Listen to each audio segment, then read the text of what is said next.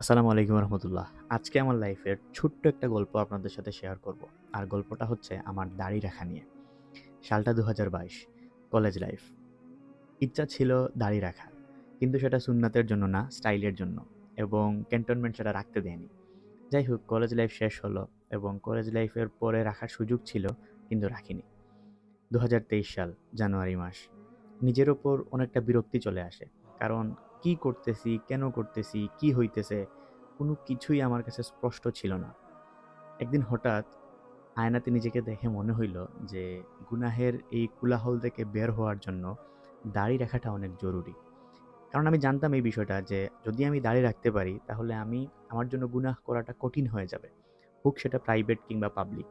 আমার জন্য গুনাহ করাটা কঠিন হয়ে যাবে। কারণ আমি গুনাহ করার পরে যখন নিজেকে দেখব, তখন এটা আমার রিগ্রেট, মানে আমার অনুতপ্ত হওয়ার অনুভূতিটাকে আরো অনেক গুণ বাড়ায় দিবে। এইটাই ছিল মেইন কারণ দাড়ি রাখার। যাই হোক, ২০২৩ সাল চলে গেল। ২০২৪ সাল আসলো এবং একটু আগে ডায়েরি ঘাঁটতে ঘাঁটতে ২৪ সালের একটা লেখা পাইলাম। সেটাতে আমি লিখছিলাম যে নিজেকে দেখে অনেক ভালো লাগতেছিল, কারণ দাড়ি তখন লম্বা হইতেছিল। এবং দাড়ি রাখার আমার লাইফের ছিল one of my biggest dream, যে দাড়ি লম্বা হবে। এবং ফাইনালি একসময় সেটা হইল।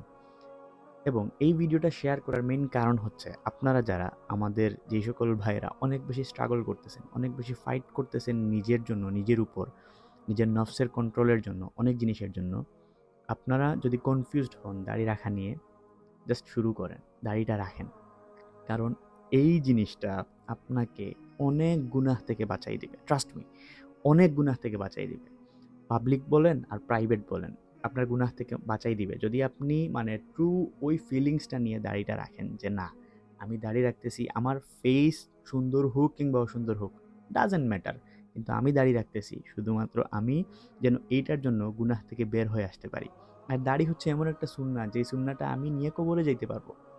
আমার রাসূল সাল্লাল্লাহু আলাইহি সাল্লামের এমন একটা সুন্নাহ, যেটা যদি আমি রাখতে পারি আমি কবরে যাইতে পারবো এই সুন্নাহটা নিয়ে। So it's a very good opportunity for us.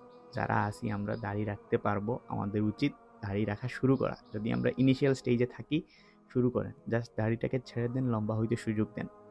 আপনি নিজেকে আবিষ্কার করবেন, অনেক ভালো জায়গায় আবিষ্কার করবেন ইনশাল্লাহ।